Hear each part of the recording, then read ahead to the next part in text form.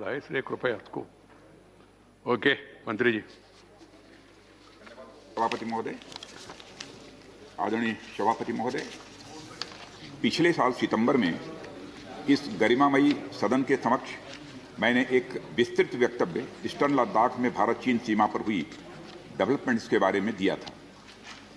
मैंने यह बताया था कि चीन द्वारा पिछले वर्ष अप्रैल मई 2020 के दौरान ईस्टर्न लद्दाख की सीमा के समीप भारी संख्या में शस्त्र बल तथा गोला बारूद आदि इकट्ठा कर लिया गया था।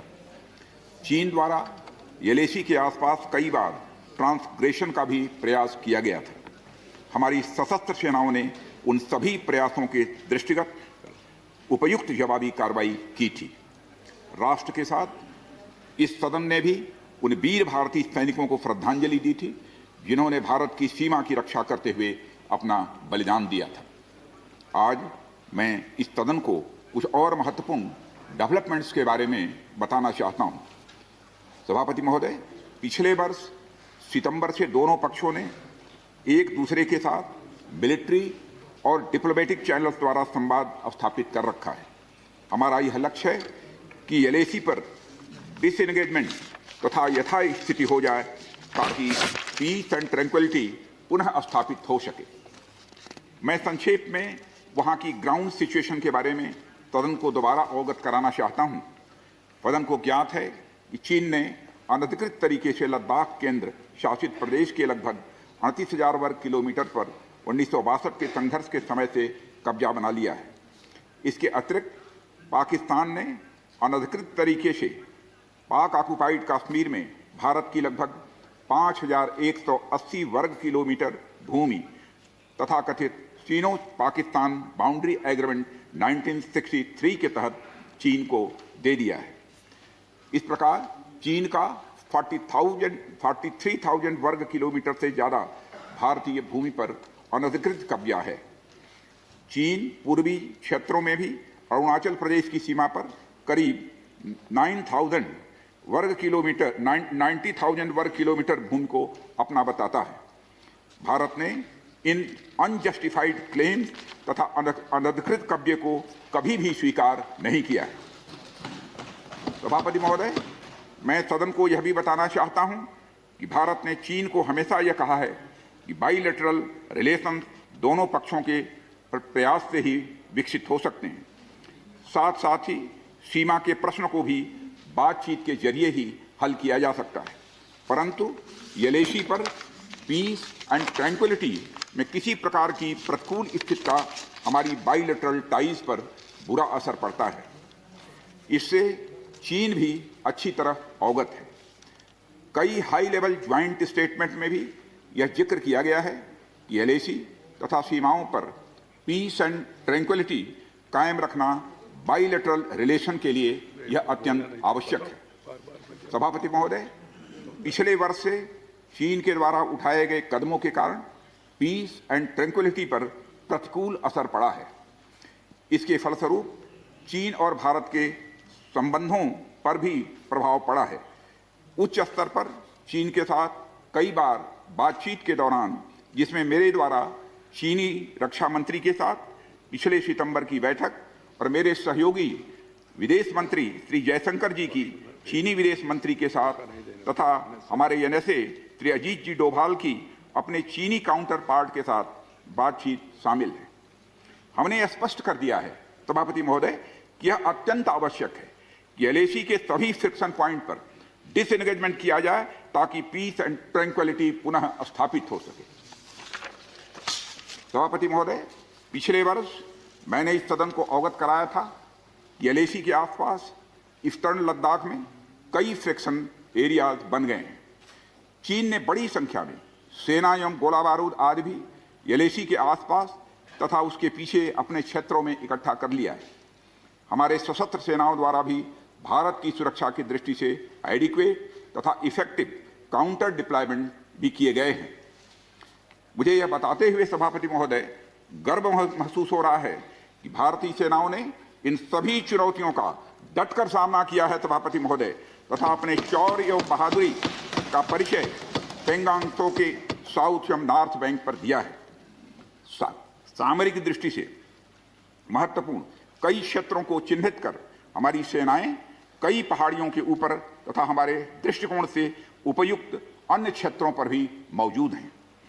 भारतीय सेनाएं अत्यंत बहादुरी से लद्दाख की ऊंची दुर्गम पहाड़ियों तथा कई मीटर बर्फ के बीच में भी सीमाओं की रक्षा करते हुए अडिग हैं और इसी कारण हमारा एज बना हुआ है। सभापति महोदय, हमारी सेनाओं ने इस बार भी यह साबित करके दिखाया है कि भारत की संप्रभुता एवं अखंडता की रक्षा करने में वे सदैव हर चुनौती से लड़ने के लिए तत्पर हैं और अनवरत कर रहे हैं।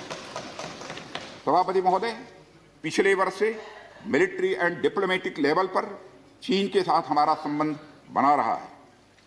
इस बातचीत में हमने चीन को यह बताया है कि 3 सिद्धांतों के आधार पर हम इस समस्या का समाधान चाहते हैं। फर्स्ट, दोनों पक्षों द्वारा एलएसी को माना जाए और उसका आदर किया जाए।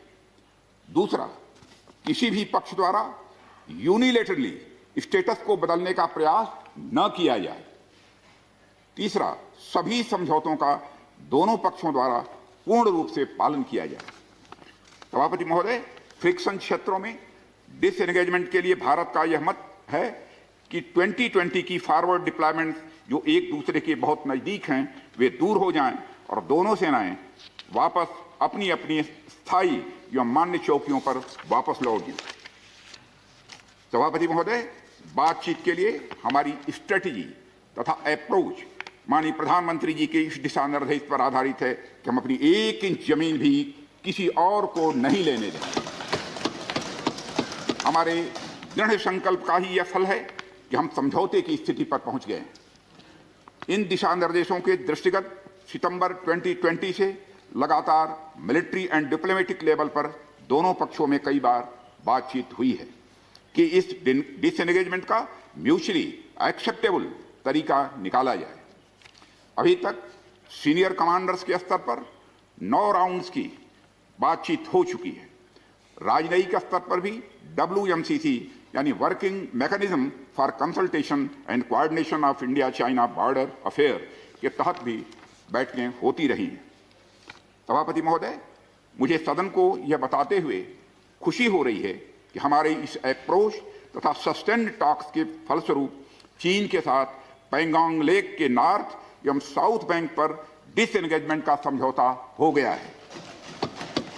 और इस बात पर भी सभापति महोदय इस बात पर भी सहमत हो गई है कि पैंगोंग लेक से पूर्व से पैंगोंग लेक से पूर्ण डिसएंगेजमेंट के 48 आवर्स के अंदर सीनियर कमांडर स्तर की बातचीत हो तथा बाकी बचे हुए मुद्दों पर भी हल निकाला जाए। सभापति महोदय, पैंगोंग लेक एरिया में चीन के साथ डिसएंगेजमेंट का जो समझौता हुआ है उसके अनुसार दोनों पक्ष फॉरवर्ड डिप्लॉयमेंट को phased, coordinated and verified manner में हटाएंगे। चीन अपनी सेना की टुकड़ियों को नॉर्थ बैंक में फिंगर 8 के पूरब की दिशा की तरफ रखेगा और इसी तरह भारत भी अपनी सेना की टुकड़ियों को फिंगर 3 के पास अपने permanent base Dhan Singh Thapa post पर रखेगा। इसी तरह की कार्रवाई साउथ बैंक एरिया में भी दोनों पक्षों द्वारा की जाएगी। ये कदम आपसी समझौते के तहत बढ़ाए जाएंगे तथा जो भी निर्माण आदि दोनों पक्षों द्वारा अप्रैल 2020 से नॉर्थ एंड साउथ बैंक पर किया गया है उन्हें हटा दिया जाएगा और पुरानी स्थिति कायम कर दी जाएगी।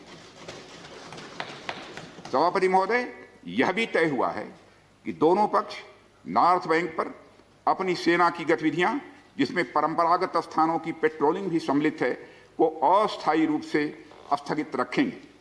पेट्रोलिंग तभी शुरू की जाएगी जब सेना एवं राजनयिक स्तर पर यानी डिप्लोमेटिक लेवल पर आगे बातचीत करके समझौता बनेगा। इस समझौते पर कार्रवाई कल से नॉर्थ एंड साउथ बैंक पर प्रारंभ हो गई है। यह उम्मीद है इसके द्वारा पिछले साल के गतिरोध से पहले जैसी स्थिति बहाल हो जाएगी। सभापति महोदय, मैं इस सदन को आश्वस्त करना चाहता हूं कि इस बातचीत में हमने कुछ भी खोया नहीं है। सभापति महोदय, सदन को यह भी जानकारी देना चाहता हूं सदन को यह भी जानकारी देना चाहता हूं, अभी भी एलएसी पर डिप्लॉयमेंट तथा पेट्रोलिंग के बारे में कुछ आउटस्टैंडिंग इश्यूज बचे हुए हैं। इन पर हमारा ध्यान आगे की बातचीत में रहेगा। दोनों पक्ष इस बात पर सहमत हैं कि बाइलेटरल एग्रीमेंट्स तथा प्रोटोकॉल के तहत पूर्ण डिसएंगेजमेंट जल्द से जल्द कर लिया जाए।